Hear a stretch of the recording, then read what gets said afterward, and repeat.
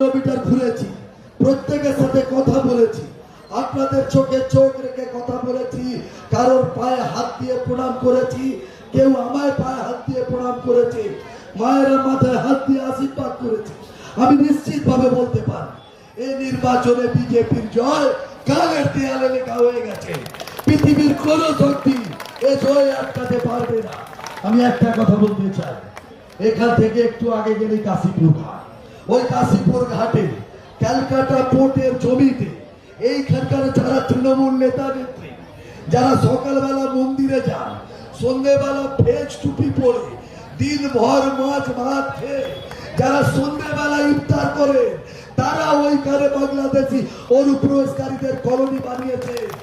যে তার 24 ঘন্টার মধ্যে ভারতের আইনের মধ্যে কলকাতা পোর্টের সাহায্য নিয়ে ওই বাংলাদেশি অনুপ্রবেশকারীদের কাশীপুর থেকে উৎখাত করব, আপনাদের কাছে প্রতিশ্রুতি দিয়ে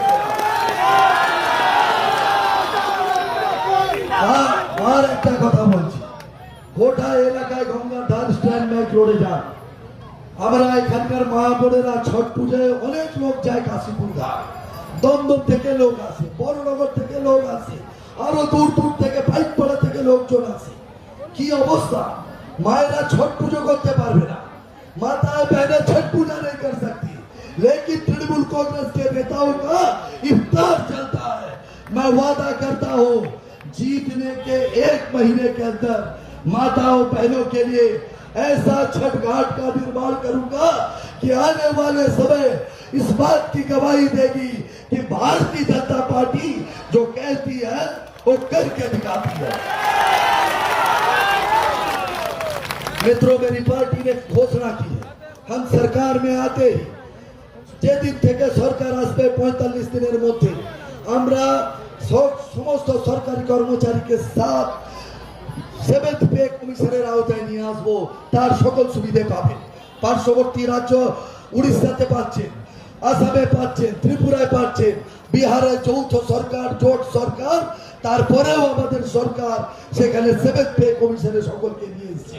আমরা কথা দিচ্ছি, আমরা সরকারে আসার 45 দিনের মধ্যে এই রাজ্যে সকল যুবক যুবতীদের, বেকার ভাই বোনদের জন্য স্বচ্ছতার সাথে নিয়ম মেনে পাবলিকলি অ্যাডভার্টাইজমেন্ট দিয়ে 4.5 লক্ষ সরকারি পদে আমরা নিয়োগ প্রক্রিয়া শুরু করব, যাতে ভাই বোনেরা সরকারি চাকরি পায়। এই রাজ্যে কয়েক হাজার সরকারি পদ মমতা ব্যানার্জি সরকার শেষ করেছে।